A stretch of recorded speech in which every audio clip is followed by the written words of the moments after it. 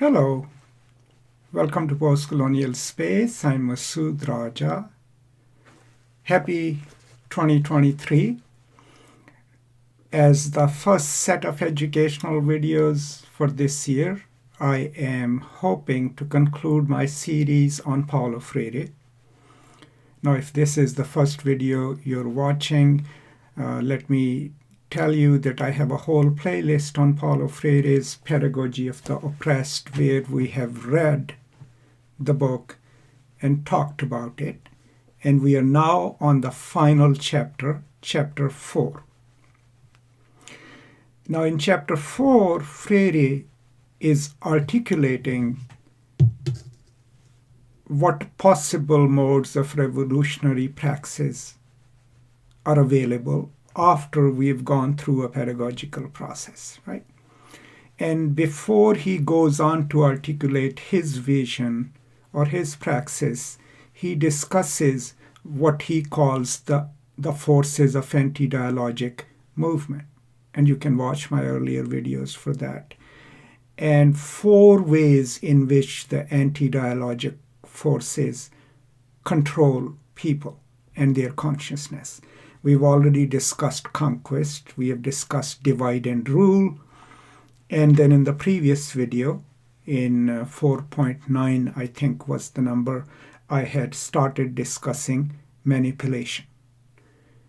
In today's video, I will finish my discussion and, of course, reading of manipulation.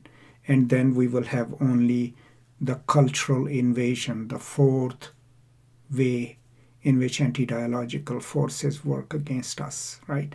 And then we'll go into the 4 concepts and praxis that Freire lays out towards the end of the chapter. Now, please bear in mind that this is the end of the book. In order to clearly understand this book, any other book, but this book is important. It is important to read from the beginning, take notes, watch these videos, because Freire builds the architecture of his argument as he develops it. So in order for us to clearly understand Paulo Freire, we have to know the building blocks of his argument. The worst thing that we can do to Freire is to extract 1 or 2 quotes and just spew them out without context. So please keep that in mind. So as always, I'll go ahead, put the text on the screen and read it, and then come back and talk about it. Let's hope it goes well.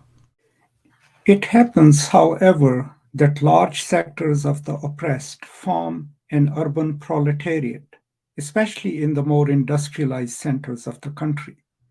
Although these sectors are occasionally restive, they lack revolutionary consciousness and consider themselves privileged. Manipulation, with its series of deceits and promises, usually finds fertile ground here. The antidote to manipulation lies in a critically conscious revolutionary organization, which will pose to the people as problems their position in the historical process, the national reality, and manipulation itself. In the words of Francisco Weffert, all the policies of the left are based on the masses and depend on the consciousness of the latter. If that consciousness is confused, the left will lose its roots and certain downfall will be imminent. Although, as in the Brazilian case, the left may be deluded into thinking it can achieve the revolution by means of a quick return to power. In a situation of manipulation, the left is almost always tempted by a quick return to power, forgets the necessity of joining with the oppressed to forge an organization, and strays into an impossible dialogue with the dominant elites. It ends by being manipulated by these elites, and not infrequently itself falls into an elitist game, which it calls realism. Manipulation, like the conquest whose objective it serves, attempts to anesthetize the people so they will not think. For if the people join to their presence in the historical process, critical thinking about that process, the threat of their emergence materializes in revolution. Whether one calls this correct thinking, revolutionary consciousness, or class consciousness, it is an indispensable precondition of revolution. The dominant elites are so well aware of this fact that they instinctively use all means, including physical violence, to keep the people from thinking. They have a shrewd intuition of the ability of dialogue to develop a capacity for criticism. While some revolutionary leaders consider dialogue with the people a bourgeois and reactionary activity, the bourgeois regard dialogue between the oppressed and the revolutionary leaders as a very real danger to be avoided. One of the methods of manipulation is to inoculate individuals with the bourgeois appetite for personal success. This manipulation is sometimes carried out directly by the elites and sometimes indirectly through populist leaders. As Wefford points out, these leaders serve as intermediaries between the oligarchical elites and the people. The emergence of populism as a style of political action thus coincides casually with the emergence of the oppressed. The populist leader who rises from this process is an ambiguous being, an amphibian who lives in two elements, shuttling back and forth between the people and the dominant oligarchies. He bears the marks of both groups. Since the populist leader simply manipulates instead of fighting for authentic popular organization, this type of leader serves the revolution little, if at all. Only by abandoning his ambiguous character and dual action, and by opting decisively for the people, thus ceasing to be populist, does he renounce manipulation and dedicate himself to the revolutionary task of organization. At this point, he ceases to be an intermediary between the people and the elites and becomes a contradiction of the latter. Thereupon, the elites immediately join forces to curb him. Observe the dramatic and finally unequivocal terms in which Getulio Vargas spoke to the workers at a May 1 celebration during his last period as head of state. I want to tell you that the gigantic work of renewal, which my administration is beginning to carry out, cannot be completed successfully without the support and the daily steadfast cooperation of the workers. Vargas then spoke of his first 90 days in office, which he called an estimate of the difficulties and obstacles which, here and there, are being raised in opposition to the actions of the government. He spoke directly to the people about how deeply he felt the helplessness, poverty, the high cost of living, low salaries, the hopelessness of the unfortunate, and the demands of the majority who live in hope of better days. So let us break the monotony of reading so much text and reconsider what I just read. Before I go into that, and there is a footnote in the book too, Getulio Vargas was the president of Brazil. He, in 1930s, overthrew President Washington Lewis and became the dictator until 1945. In 1950, he returned to power as elected president of Brazil. In August 1954, when opposition was about to overthrow him, he committed suicide. So this is the president that he's talking about. But if you watched, my reading, or if you read the book, this is the part in Manipulation where he's talking about how people get incorporated within the system of power and its logic, right? And he's talking about the urban sub-proletariat or proletariat or workers, who, even though they live in poverty, the way manipulation works is it works through incentives and through dreams of upward mobility. So these are the people who traditionally buy into this idea that if they work hard enough, if they're well connected, if they follow the rules maybe, they will be rewarded. And that's how the system incorporates them in their place within the logic. But that whole way of thinking about life, that fatalism or even those aspirations which pit them against each other, works only if people don't think critically about their existence and why it is so. Now, if you have followed my conversations on the book, that's pretty much what the book is about, right? Critical pedagogy must first go and learn the thematic universe in which people live. How do they articulate their own condition, right? And then how do they understand their own condition? It is thinking critically about why are our lives the way we are that is a beginning of organization and revolution. Now, what we have also learned so far is that you cannot organize top down. No, you cannot say, let's build a government and then we will become socialists. No, you have to develop popular consciousness alongside of it. Leaders have to be part of the community. They have to learn with the community so that by the time they get to power, they have a population that understands how they came to power and what they ought to do. And there is a cautionary note here about leftist populism.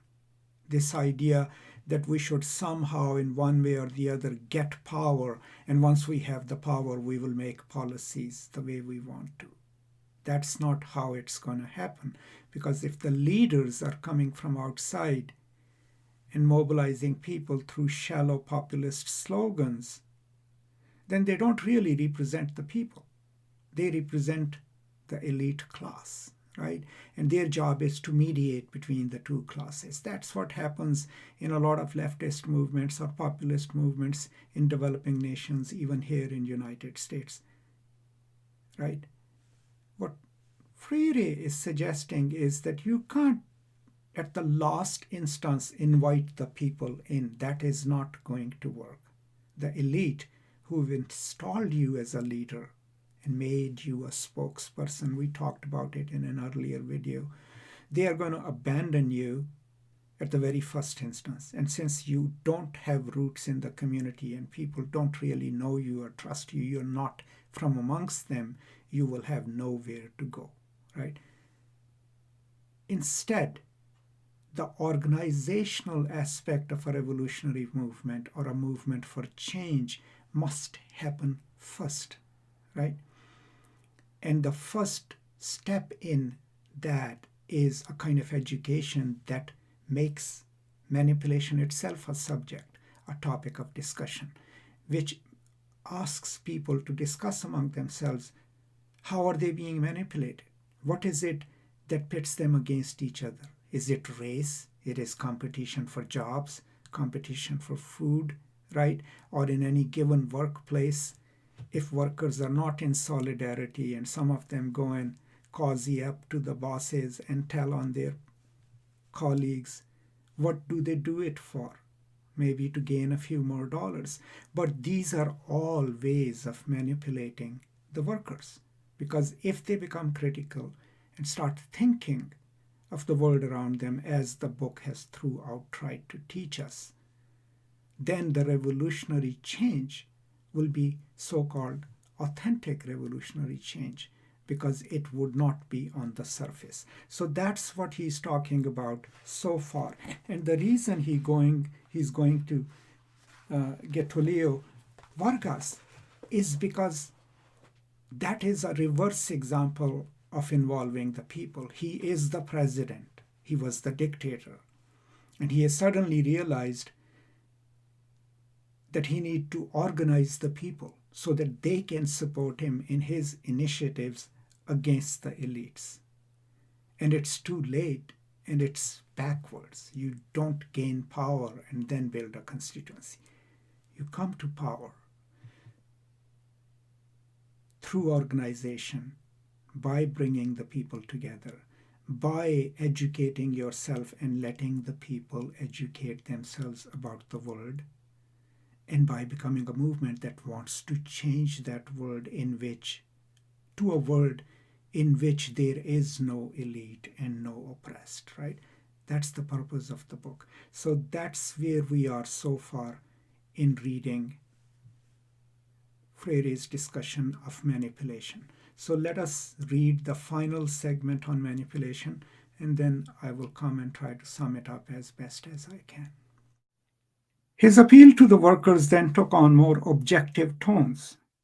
I have come to say that at this moment the administration does not yet have the laws or the concrete instruments for immediate action to defend the people's economy. It is thus necessary for the people to organize, not only to defend their own interests, but also to give the government the base of support it requires to carry out its objectives. I need your unity. I need for you, in solidarity, to organize yourselves in unions.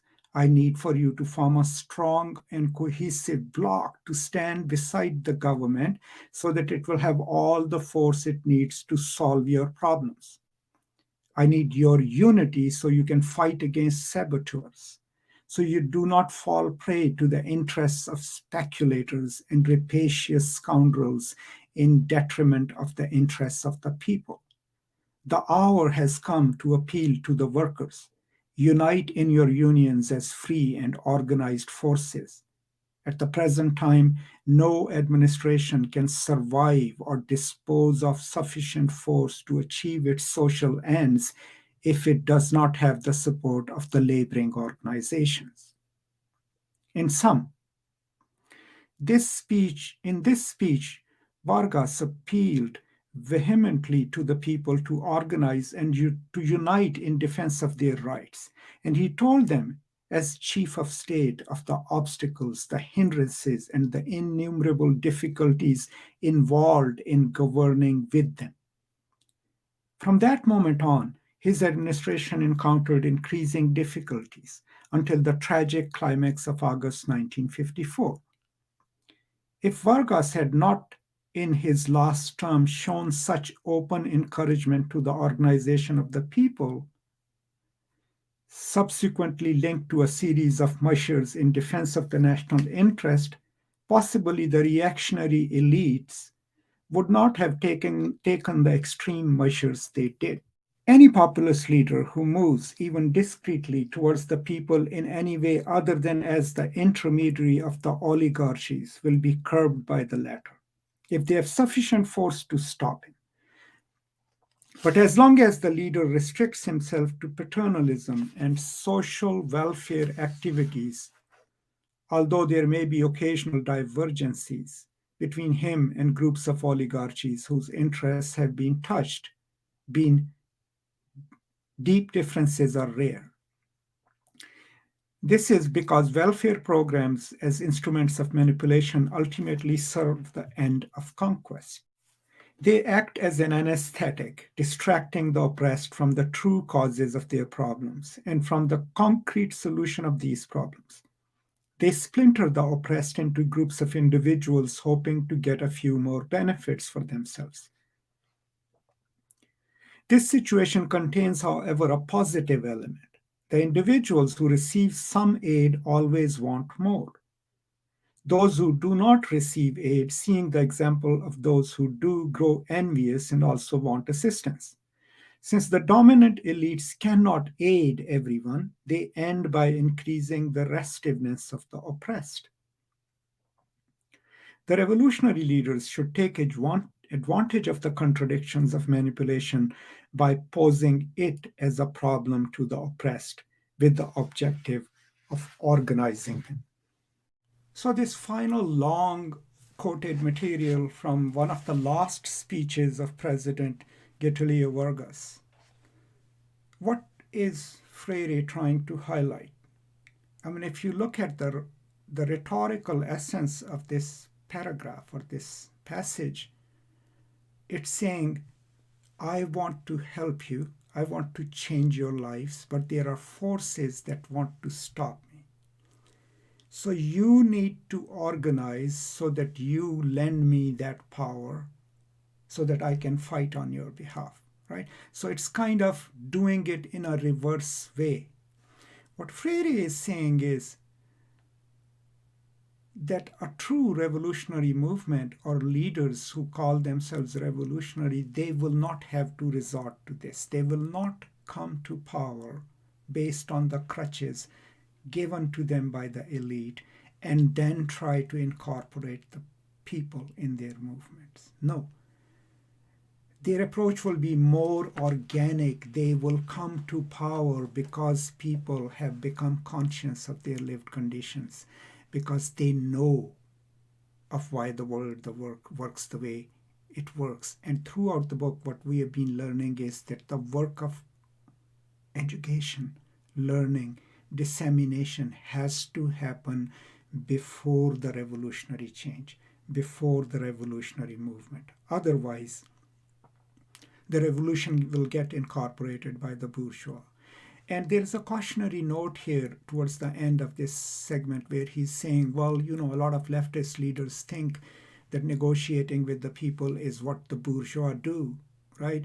But no, let's not worry about it. We don't negotiate with people. We work with the people. We learn from the people, and we then learn together how does the current system work? How does it operate? And in the process of doing that, we also then learn how solidarity works. And then that solidarity brings the people to power.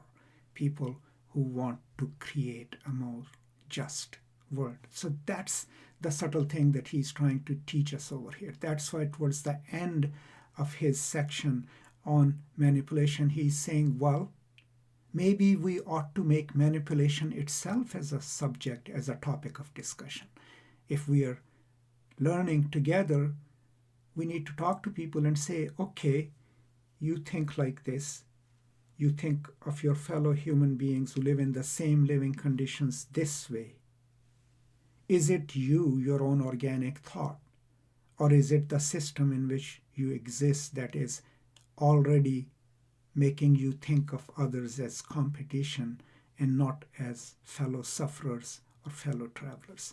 So making manipulation how it works and making it a subject, of course, is key. So remember, there are 2 or 3 videos on manipulation. We started with he telling us what is it the elite uses. One is this myth of upward mobility, which is given to the people. And you know, if you compete against each other, follow the rules, you can have what others have, right? And the other was by selecting people whom they use as leaders of the community. Now, these people may not represent the community, they represent the interest of the elite, but they are implanted and used, right? So it's a system of dispensations, salaried work, healthcare, student loans, right? Whatever, which forces us to think of our own self-interest most of the time at the cost of others, right? And most of the times manipulation works through these, what Althusser would call ideological means, right? An educational system is a part of that, right? It creates those divides amongst us. And then if you're in America, race, gender, ethnicity, all of these are mobilized to keep us apart, right? But also to keep us unaware and uncritical of the world in which we live. I mean, think of the American K-12 system, this emphasis on high-stake testing, right? What does it give to the people? That in order to be better in life, we need to do well on tests.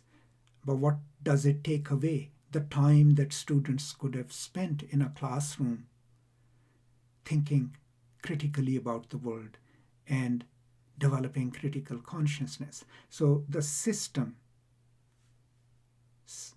sustains itself by more and more people by keeping them uncritical, by actually not even giving them the skills to think critically, right? So most of the times it works ideologically. And for a revolutionary change or a movement to emerge, the consciousness, revolutionary consciousness, must be built first. The solidarities must be built first, right? And that is what has been throughout this book, the project, right? To realize our full humanity. But in order to do that, we must change the world. We must change how it works and make it more equitable. In order to do that, we must learn from each other. We must learn to think critically. We must develop a mode of pedagogy that is dialogical and that is not top-down and anti-dialogical. That is what he is doing. So this ends my segment on manipulation. I'm pretty sure I haven't done justice to it, but these are some of my thoughts. Let me know what you think, and any suggestions or ideas are welcome. And I will now be back with the final anti-dialogical mode of oppression, which is cultural invasion. And so that would conclude the 4 practices that he labels as anti-dialogical practices. And then we'll go into discussing the 4 dialogical practices, revolutionary practices that he encourages us to think about and adopt. And that would conclude then this 3-year project of sharing my thoughts on Paulo Freire with you. That's all. Stay safe. Happy New Year 2023. And as always, I'm grateful for your support. Thank you so much. And I will see you next time. Until then, as always, peace and love.